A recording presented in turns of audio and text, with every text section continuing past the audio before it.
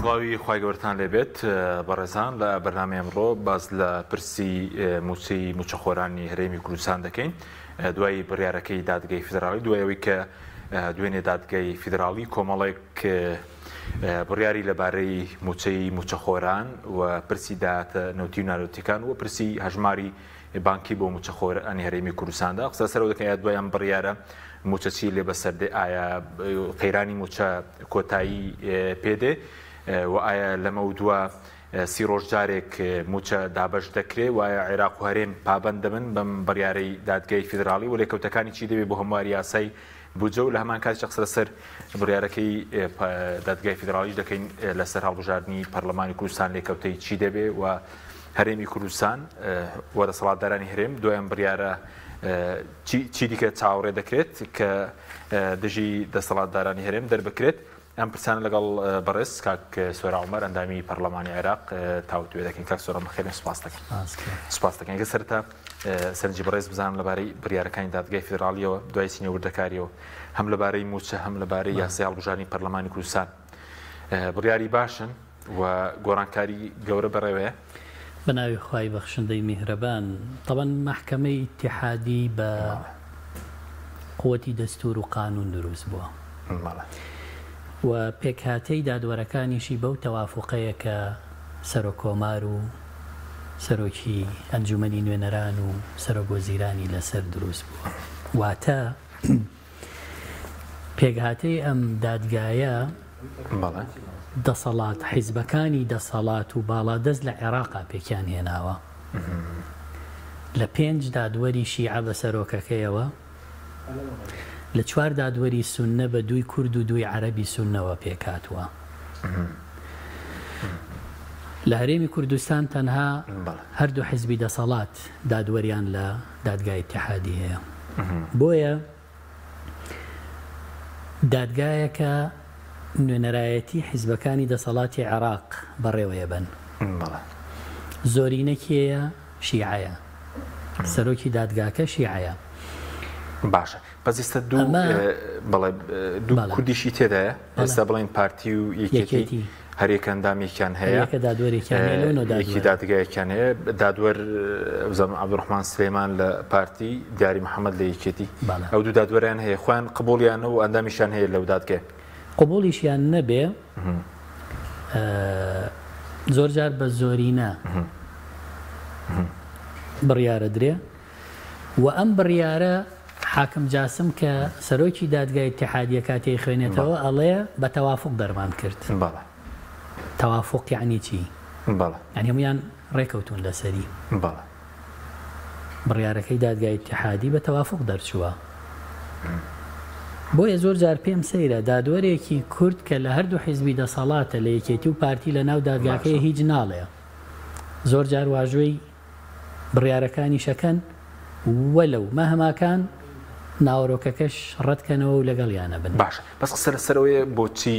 ئەوان مادەم زۆر دەگلیان هەیە لە بڕیارەکانی دادگا ناتوان نەودوو ئەگەر مەبەستیان بێت ناتوان نەودوو دادوەرەی خۆیان بکێشنەوە ئەگەر بەتابەتی سە پارتی قسەی زۆر جار باسی بڕیارەکانی دادگای پێشتر ڕەت کردو هەم جار ئەمڕۆ بڵێن ڕەتی نەکردێتەوە ئەگەر مەبەستیان ناتوان بڵێنەوە بکەن دادوەرەکەیان بکێشنەوە لە دادگای فیدراڵی ئەگەر کێشیان هەیە لەسەر بڕیارەکانی دادگای فیدراڵی و پێش چەند جارێ وتیانە نادەستوریە و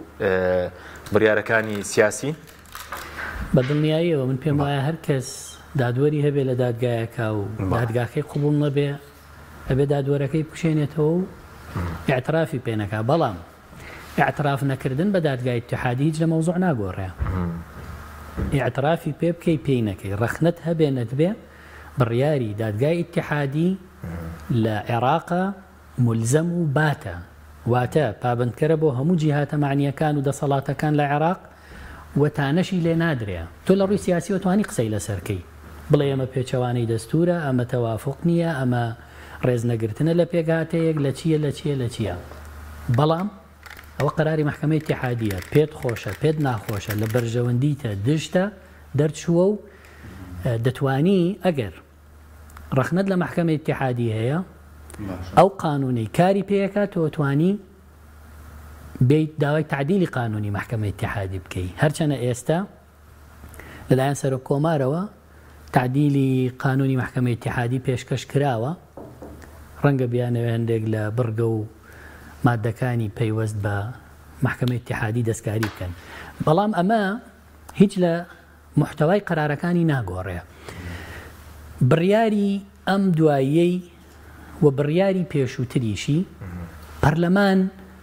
تەمەنی درێژ کرایەوە خۆی بۆ خۆی درێژ کردەوە ئەوەی ئەلفوبێ یاسا لە وڵاتە ئەزانێەوەشی نایزانێ ئەزانێ هاوڵاتیەک بۆ 4 ساڵ دەنگی بە پەرلەمان داوە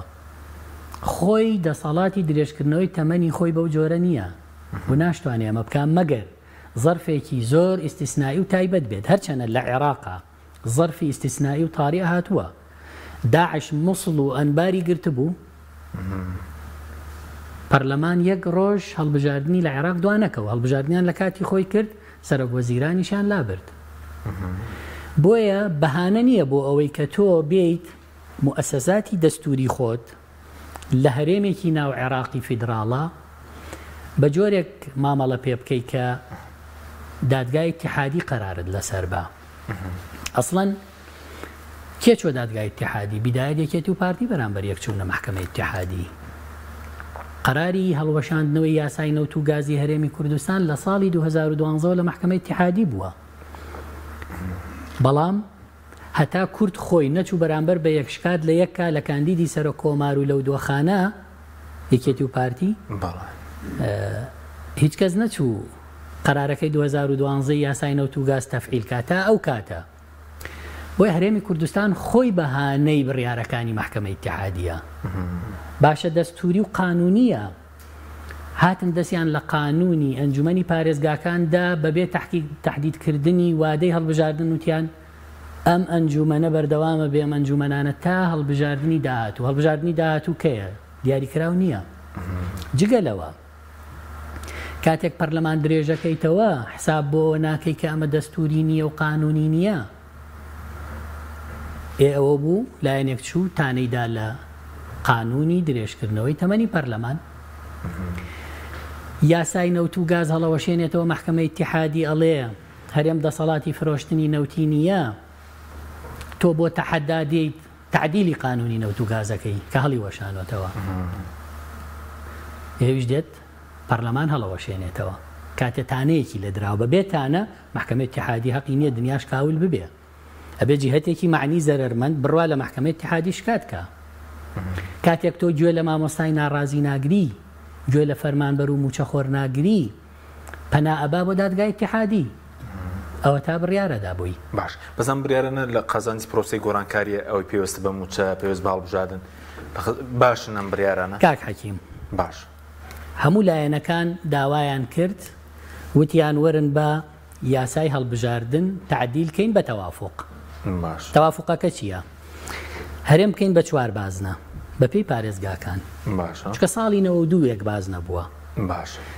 ئێستا عێراق بەرەو دەوائری متعدید چوو ورتر لە یەک بازنە قەزا و ناحیەشی کرد بە بازنە 12 بازنە بوو هەرێم بەڵێ لە 2010 یەک بازنە بووە هەرێم عێراق لە 2021 12 بازنە بوو هەرێم هەرێمی کرد بە 12 بازنە خۆی 83 بوو بەڵێ عێراقی کرد بە 83 بازنە واتە عێراق ئەزمموی لە پێشترە لەم ڕووەوە دوای محکمە اتحادی هات فرەبازنەی گەڕاندەوە بۆ ئاستی پارێزگانێک بۆ ئاستی قەزا ئێمەش داوای ئەومان کرد بە تعدیلی قانونی هەڵبژاردن بکەین بە دەوائری متعدید هەرێم بکەین بە 4 بازنە چکە ئەمەیان نزیکترە لە عەدالەتەوە دوو پێکهاتەکان ناکرێ یەک لایەن بۆ خۆی بەرێ بەکاریان بهێنێ با بیکەین بەوەی کە ئەمە داواکاری یەکێتی بوو ئەمەیان چکە لایەنەکانی تر لەسەر پێکهاتەکان ملاحەزەی تریان هەبوو یەکێتی ڕازی بوو بەوەی ئەم 11 کورسیە دابەش بکرێت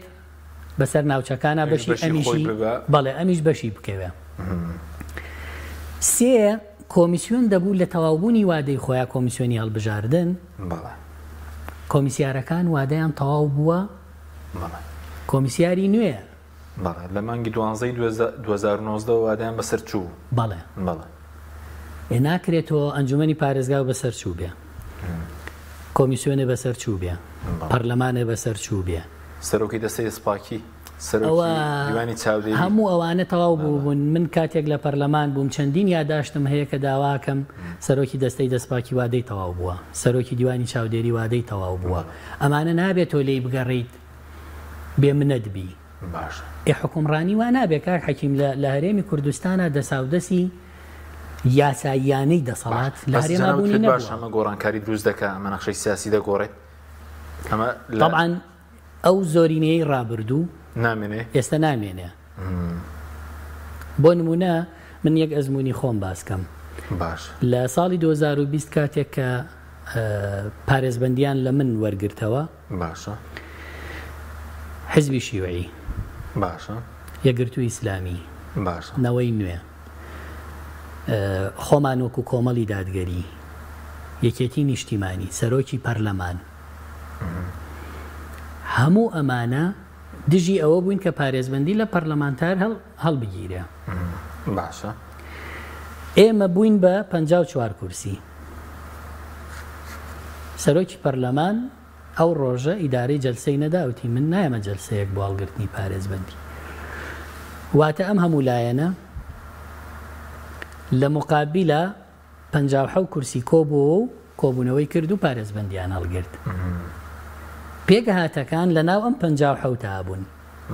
ئەگەر ئەوان نەبوونایە زۆرینە دروست نابوو. پێمانوتن ئێوە لە ناکۆکی سیاسی ئێمە بەشدار مەبن چونکە کورسیەکانی ئێوە بە کۆتا دیاری کراوە، بەشدار مەبن لە گۆڕینی زۆرینە و کەمینە و تەوازنی هێز لە کوردستان. ئەمە یەکێک بوو لەو شتانە. دوو پێگهاتە مافی خۆیەتی هەبێ، ڕێزلێگیراویشە، نوێنەرایەتی نەتەوەی خۆی ئاینی خۆی بکە. بەڵام کاتێک کە بەکارە هێنرێ ئەمە خەتەرەکەیە، ئەمە خراپیەکەیە کە نابێ ئەمانە تەڕەف بن، ئەمانە ئەبێ نوێنەرایەتی حەقیقی نەتەوەکەی خۆیان بکەن، پێگهاتەکەی خۆیان بکەن. کە ئەمانە نەکراوە کاتێک یەکێتی نیشتیمانی ئەچێ سکاڵاکە لە محکەمەی ئیتیحادی لە عێراق بە هەموو ئەو عەقڵیەتە شۆڤێنیی کە هەیە لە عێراق، بە هەموو ئەو گەندەڵی هەیە، بە هەموو ئەو میلیشیایی هەیە، بە هەموو ئەو وەزع خراپەی کە هەیە. عێراق لە دۆخێکی زۆر خراپی گەندەڵی و پێشێلی یاسا و ئەمانایە. بەڵام هێشتا خاوەنی پەرلەمانێکە ئەتوانێت جوڵە بکا و لێپرسینەوە و چاودێری حکوومەت بکە. هێشتا خاوەنی دادگایەکە بڕیارەدا دەیان وەزیر کاکە معقولە لە عێراق سەرۆکوەزیرانی پێش و ئەمری گرتنی هێسە ناتوانێت بێتەوە وڵاتە کە مستەفا کازمی خۆی بەرپرسی مەکتەبەکەی ئەوانەی کە حکمی عێراقیان کردو لە 4 ساڵی ڕابردوو لە 3 ساڵی ڕابردوو ناتوانن بێنەوە عێراق.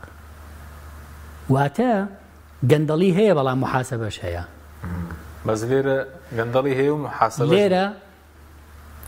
پەرلەمانی کوردستان بە 5 خول باشە هەتا ئێستا شانازی ئەوەی نییە لێپرسینەوەی لە سادەترین بەرپرس لە حکوومەتا کردبێ.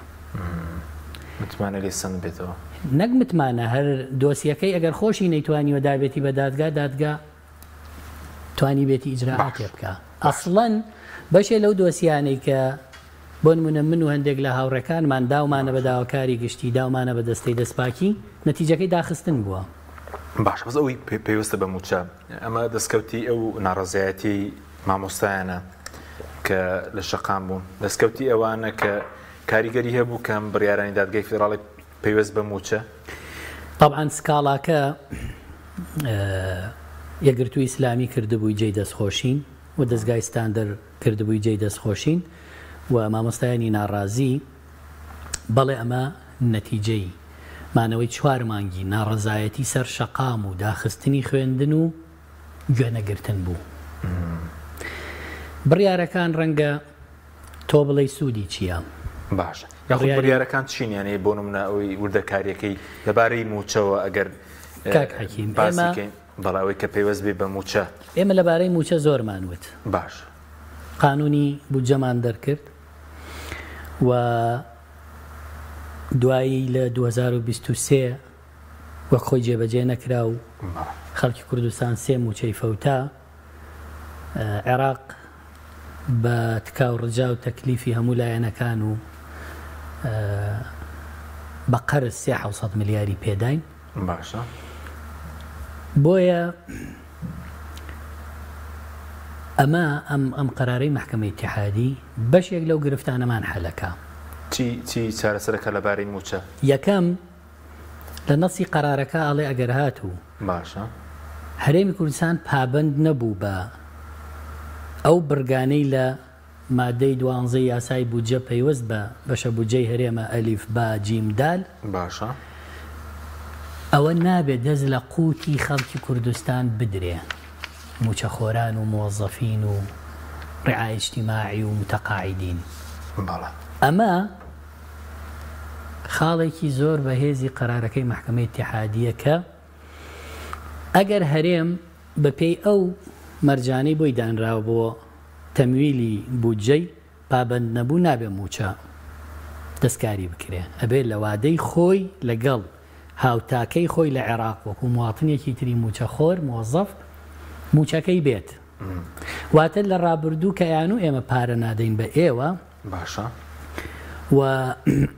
تەنانە دەگەر قەرزیشمان پێ بدرایە هەندێک پەرلەمانتاری عەرەبە چوون شکاتیانە کرد لە محکەمەی اتحادی ئەڵێ نابێت قەرز بدرێ بە هەرێم بە قەرز، تەمویلی موچە ئەوێ بکرێ بە دەر لە قەرزیش، واتە قەرزیشی ڕەت کردەوە لە بێ مستحقاتی موچەخۆران بدرێ. ئەمە خاڵێکی بەهێزە.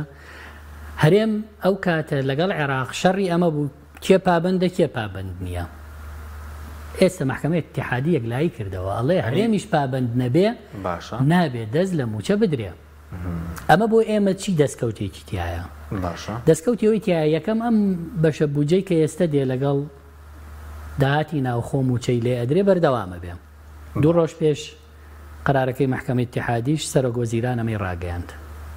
کە ئێمە لە تەمویلی موچەی موچەخۆران بەردەوامە بین تا تعدیلی قانونی بودجە. سودانیەوەی خۆی وتی بەڵێ خۆی لە کۆنگرەی ڕۆژنامەوانی کۆبوونەوەی ئەنجومەنی وەزیرانی ئەم هەفتەیە ڕایگەیاند تا هەمواری بودجە. ئێمە هەمواری بودجەمان لە بەردەمە بۆی کێشەی موچە لەم ناکۆکیە سیاسیانە لە ئینفاقی فعلی دەربێنین بیخەینە ڕیز و لیستی موچەی موچەخۆرانی عێراق. لە ماوەی ڕابردووە کۆبوونەوەی کە ئەنجام درا کۆبوونەوەی تەشاوری بۆ قسەکردن لە هێرشەکانی ئەمریکا لە عێراق و دەرکردنی هێزە بیانیەکان زۆرینە فراکسیۆنە کوردیەکان بایکۆتیان کرد، شیعەکان تووشی ڕەتفعل بوون کە ئێمەش لە یاسای هەمواری بودجە دەنگتان پێ نادەین لەگەڵتان نابین. هەندێکیان باسییان لەوە کرد کە فراکسیۆنێکیان پێکێناوە دژی هەمواری بودجە بۆ بەرژەوەندی خەڵکی کوردستان. ئێستا ئەم قەرارەی محکەمەی اتحادی ئەوە وەلائەنێ دەبێ پابند بن بەوەی کە موچە دەسی لێ نادرێ، جیا بکرێتەوە لە مەرجەکان و لە ناکۆکیەکانی هەرێم و بەغدا. ئەمە ئەوەیە کە ئێمە داوامان کردو لە یاسای بودجە جێی بکرێتەوە. ئەمە جێی دڵخۆشیە کە بتوانین بە ئاسانی بە پشتیوانی ئەم قەرارەی محکەمەی اتحادی ئەم هەموارە تێبپەڕێنین و دوایی بشکرێ ئەمە ئیلزامیەک بەڵێ دەبێت کێشەی موچە چارەسەر بکە، کێشەی موچەخۆرانی هەرێم. بەڵێ یعنی ئێستا لەمە دوگەر بە قەرزیش کۆتایی هادووایە شتێک بە ناوی قەرز نایەوەی دێت کە موچەی موچەخۆرانە مانگانە لە کاتی خۆشی دێت. بەڵێ لەگەڵ 30 ڕۆژ جارێک دێت موچە. ئەوە قەرارەکەیە. وەگوتم هەرێم ئەتوانێت زۆر جار لە قەرارەکانی محکەمەی اتحادی خۆی لادا، بەڵام عێراق پابندترە بە قەراراتی محکەمەی اتحادی. باشە. ئەی سوارت بە پرسی ڕاستەخۆی موچە هەندێک شتیا بوو ئەو چۆنە ئەوەی کرەنەسی بڕیارەکە تۆ دابشکردنی بڵێن موچە لە ڕێگەی بانکە فیدراڵیەکانەوە کە لە بڕگەی یەکەمدا باسی لێکرا بڕیارەکەی دادگای فیدراڵی. من و تۆ پێش ئەمەش مناقەشەیەکمان کرد کە عێراق چۆن موچەدا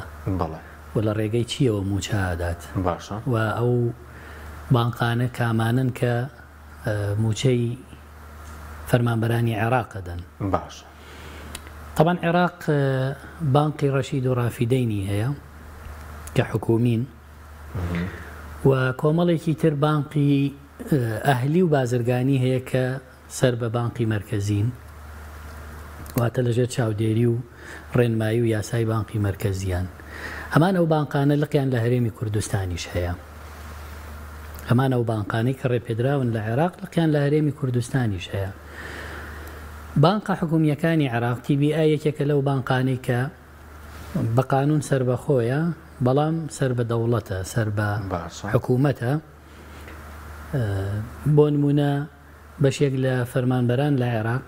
لە سەرۆکایەتیەکان موچەیان لە TBIە. بەشە زۆرەکەی تر لە بانقی ڕافیدەین و ڕەشیدە، بەڵام بانقی ڕافیدەین و ڕەشید خۆیان ئیمکانیەتی دەرهێنانی کارتی بانقی و حساب بانقییان نییە بۆ موچەخۆران. کۆمپانیایەکی گەورەی عالەمیان هێناوە کە ناوی کیکارتە. باشە. کۆمپانیای کیکارتی عالەمی تا ئەم کاتەی من و تۆ قساکەین 5 ملیۆن بەشداروی لە عێراق کارتی ئەویان پێیە کە موچەخۆرن، ڕێعای اجتیماعین، خانەنشینن. موچەکەیان لە بانقی ڕەشید و ڕافیدەینەوە کە حکوومەت وەزارەتی مالیە تەمویلەکە ئەچێتە سەر ئەم کیکارت و حساب کارتیە. ئەگەر لە هەر شوێنێکی عێراقا بێ ئەتوانێت بچێت موچەکەی ڕابکێشێ. بە نمونە 8,000 شوێنی ڕاکێشانی پارەی کیکارت لە 15 پارێزگای عێراقا هەیە. کیکارت تازە لقێکی کردوتەوە لە وەبزانم لە شاری دوهۆکە لە هەرێمی کوردستان نەبەوە. بەڵام ئەم 8,000 شوێنی ڕاکێشانی پارە زۆر لە نووسینگەکانی حواڵە لە هەرێمی کوردستان ئەم جیهازی ڕاکێشانی پارەیان هەیە. هاوڵاتیەکە لە هەرێمە ئەو ئاوارانەی لە خێمەکانن. باش. ئەو پارەی کە لە وەزارەتی هیجرە پێیانە درێە، ئەو موچەیە کە خۆیان هەیەە هی خانەنشینیەکی کارتیان هەیە، ئەچێ بۆ بازاڕی دراوی ئێمە، چێ بۆ نووسینگەیەکی حواڵە کی کارتەکەی داتێ ئەڵێ معاشەکەم بۆ ڕاکێشە، ملیۆنێ دیناری بۆ ڕاکێشە لە نووسینگەی حواڵەکە.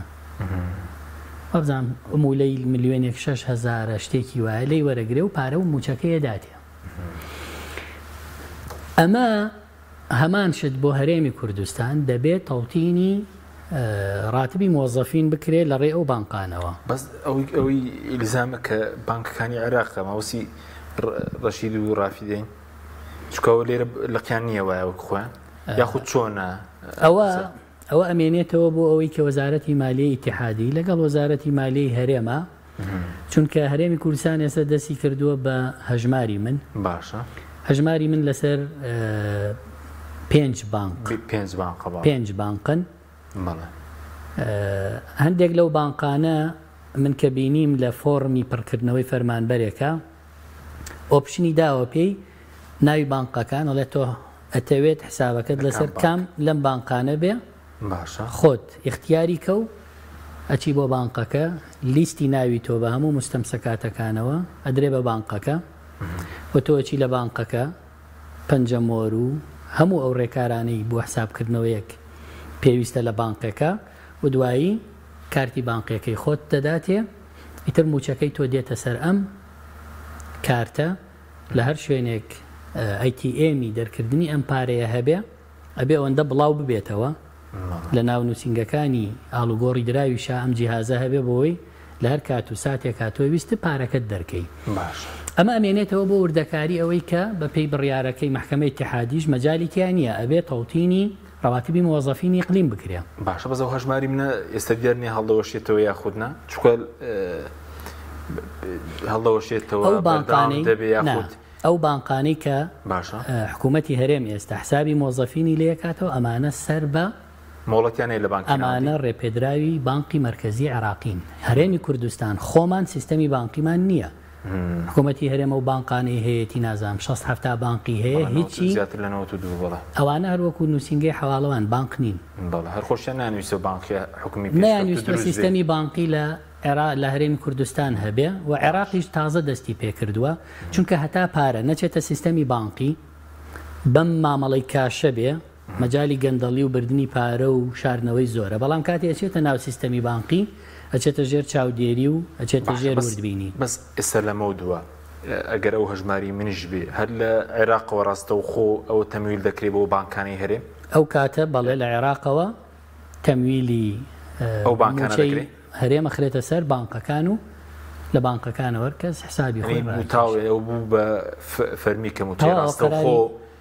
چکە پێشتر بازەوە کە گوایە ڕێگری دەستوری هەبێت ئێستامە بڕیاری دادگای فیدراالی و دەبێت جێبەجێ بکرێت ئەو دادگای فیدراالی بڕیاری داوە و پێچوانی دەستور نییە باشە بەس ئەمە باسی خانەنشینانش دەکەوایە چاودێری باسی تۆڕی کۆمەڵایەتی شەکە ڕیایی اجتیماعی کە بەداخەوە حکوومەتی هەرێمە و کات لە بەناوی قەیرانی داراییەوە تۆڕی کۆمەڵایەتی تەنها کەمەندامی هێشتۆتەوە لەگەڵ کورتە باڵا بۆ ئەوانەی بێ هاوسەرن ئەوانەی کەسیان هاوسەریان لە زیندانە ئەوانەی کە زۆرفی ئەیتر هەیە کە ئەیگرێتەوە نەخۆشی درێژخایەنە هەموو ئەمانە ئەگرێتەوە کە حکوومەتی هەرێم بڕیوێتی لە قەرارەکە هەیە دەبێت ئەوانەش بخرێنەوە سەر ئەوە بۆیە دەبێت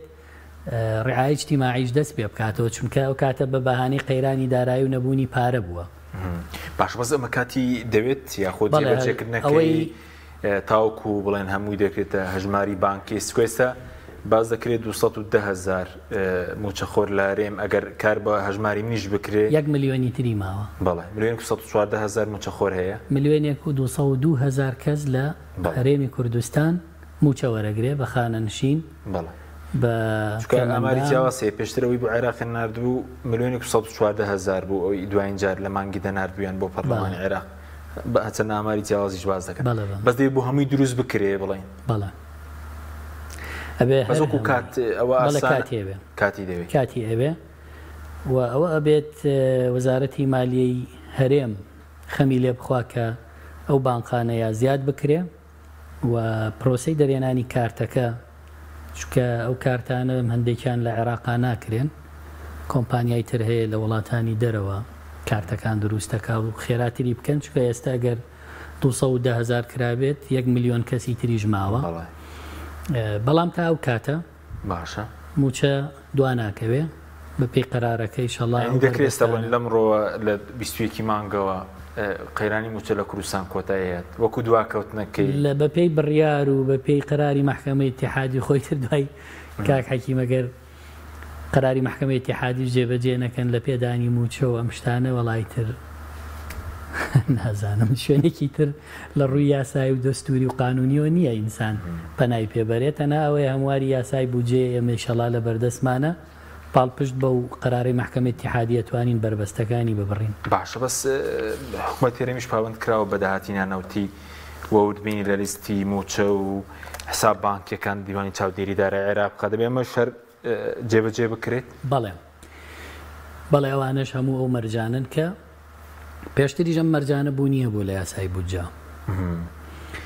بەڵام کە جێبەجێ نەکراوە بەشێکی عێراق بەهانەی گرتووە بەشێکی هەرێم کەم و کوڕی هەبووە بەشێکی هەرچی بووە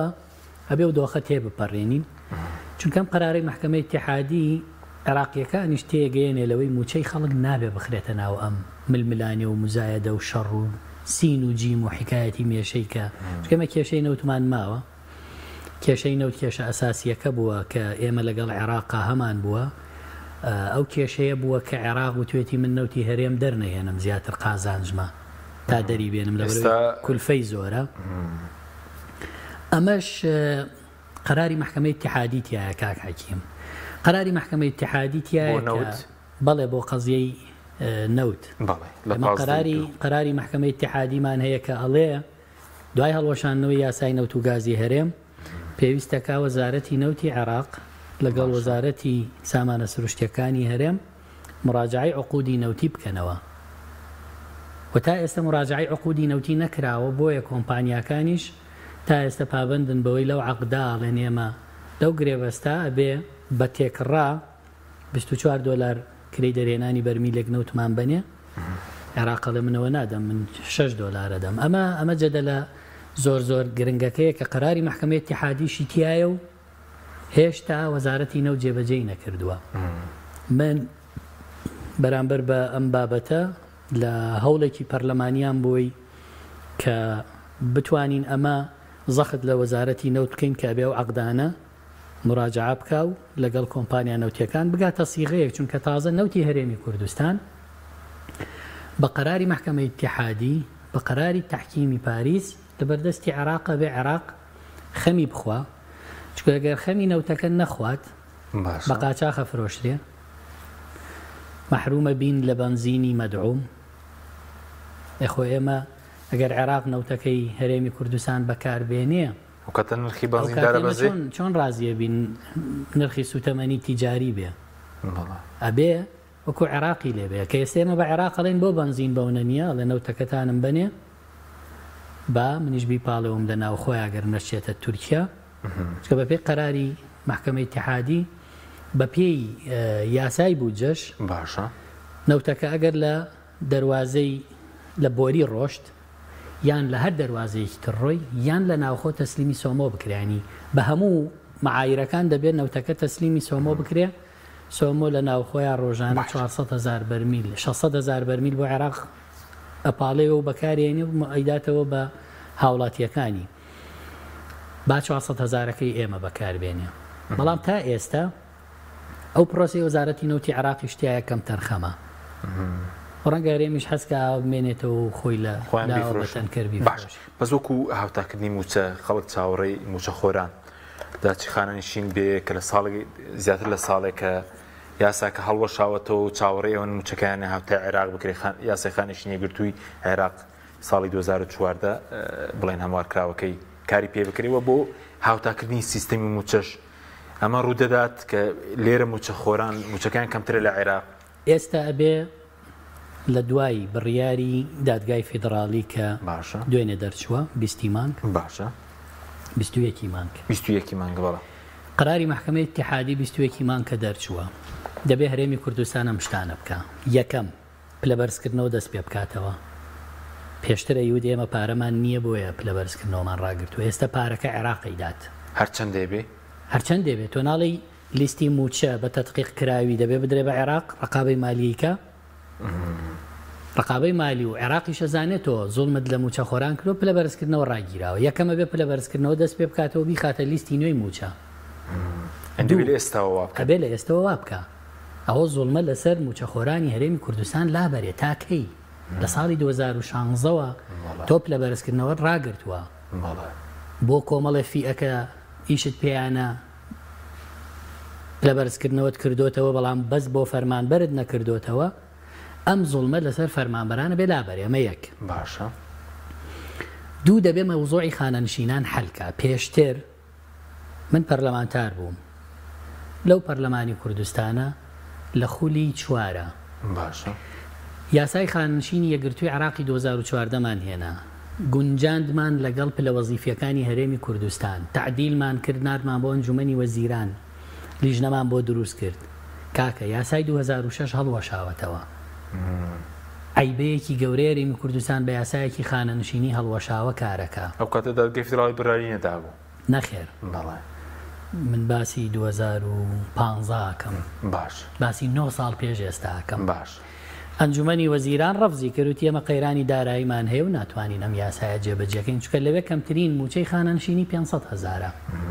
لێرە 220,000 بەشێکی زۆریان کەمتریشی تایە 180,000یشی تایە بۆیە دەبێ ئەم قەرارەی محکەمەی اتحادی باشە جێبەجێ بکە هەرێ یعنی یەکەم پلەبەرزکە دووەم خانەنشینی هاوتای عێراق ئەمە خێر نییە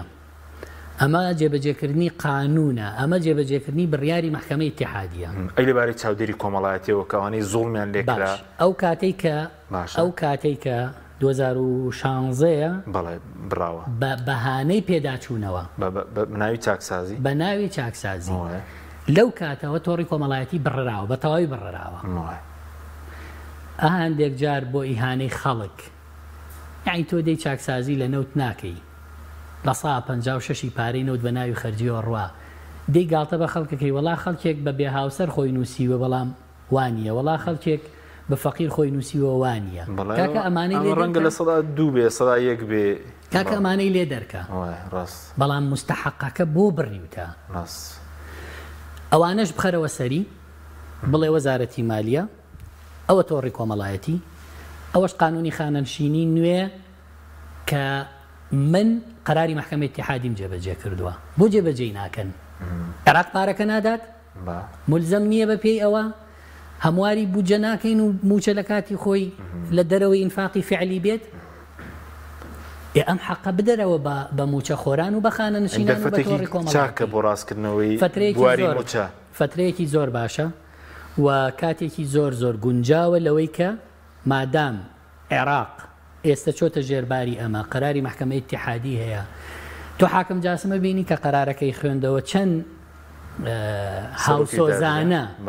هاوسۆزانە لەگەڵ قوتی موچەخۆران و موظفین و متقاعدین و ڕعای اجتماعی لە هەرێمی کوردستان قسەیە کرد ئەمە ڕەنگی داوەتەوە لەسەرەوەی کە لە عێراق ئەم تەعاتوفە هەیە هەرێمی کوردستان حکوومەتی هەرێمی کوردستان باەک چاکە بکا لەوەی کە ئەمانە قەراری هەیە ئەمانە یاساین جێبەجێ بکە بۆیە ئومێدەکەم بتوانن ئەمە بکەن و بیشی خەنە بەردەستی ڕقابەی مالی اتحادی و بیشی خەنە بەردەستی وەزارەتی مالی بڵێن بەڵێ ئەمە ئەوەیە کە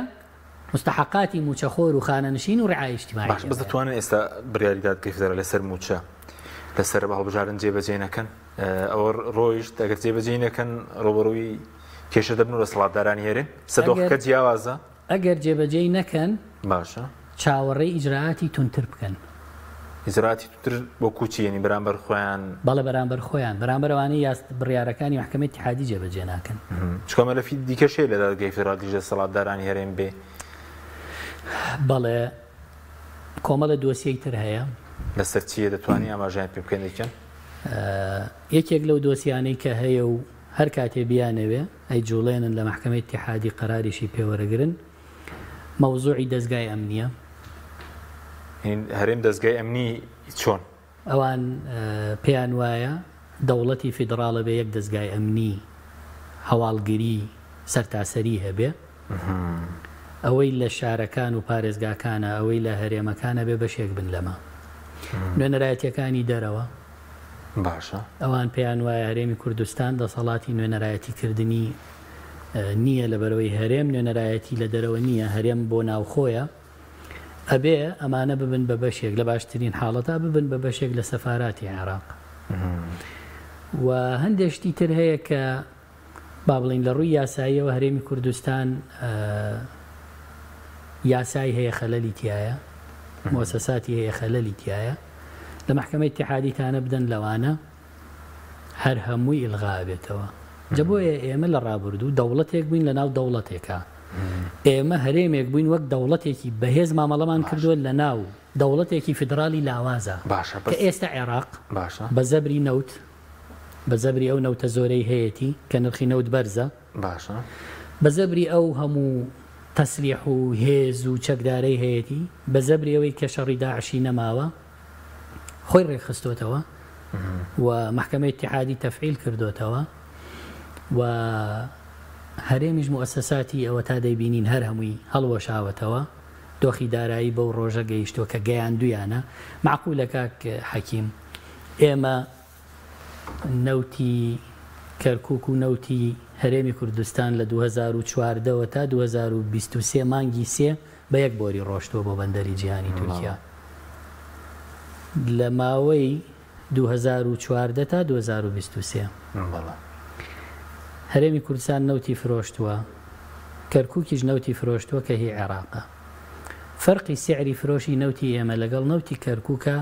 هەرێمی کوردستان بە 8 ملیار و 954 ملیۆن دۆلار باشە کەمتر نەوتەکەی فرۆشتووە ئاخب بووە هی ئێمە ئاوی تیا بووە هی ئێمە نەوت نەبووە بۆ هی ئێمە بە 8 ملیار دۆلار کەمتر پارەکەیمان بۆ هاتوۆتەوە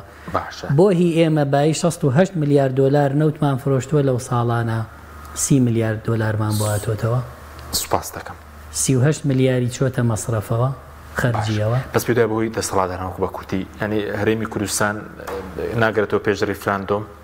ناگرێتەوە پێش ئەو بڕیارانەش وەکو دەسەڵاتەکانی قۆناغێکی نوێیە لە ماوەڵەکردن لەگەڵ بەغدا بە دڵنیاییەوە قۆناغێکی نوێ ئەم هەرێمە هەرێمی جارانە نەو عێراقش عێراقی جاران دەسەڵاتداران ویان کرد بە دڵنیایەوە نەتیجەیە نەتیجەی خراپی و شکستی حکومڕانی سوپاس دەکەم کە سوورامەر سوپاسی ئەمەدەبوون دەکەین سوپاس بۆ بینەرانی بەڕێز سوپاس بۆ هاوکارانم خواتەنەوە